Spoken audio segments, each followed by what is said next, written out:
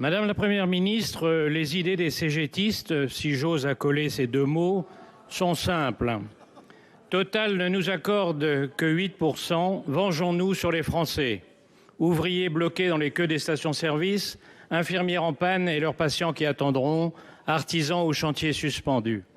Le syndicalisme trash, c'est ça. Des salariés payés le double de la moyenne qui empêchent les autres de travailler et qui en plus prétendent les défendre. À tous ceux tentés de croire à cette arnaque, je voudrais rappeler ce dicton: on finit toujours par payer le joueur de pipeau. Le comble du cynisme, c'est quand on apprend que ces grèves n'ont rien à voir avec le pouvoir d'achat, mais que ces règlements de compte à CGT Chorale. Les durs de la Fédéchimie, mécontents que Martinez, fidèle à sa conception de la démocratie et nommé tout seul sa successeur qu'il trouve trop molle, déclenchent la grève pour le déstabiliser. Pour les faire taire, il en rajoute dans la radicalité, sur le dos des Français, comme toujours. Personne n'est dupe, et l'automne chaud que nous promettent les agents d'ambiance de l'Agit-Prop piétine. Les grèves sont condamnées par une majorité de Français. La journée d'hier fut un échec, comme le fut dimanche la marche des grouchos marxistes de la NUP, emmenée par le Che Guevara de Nation Bastille.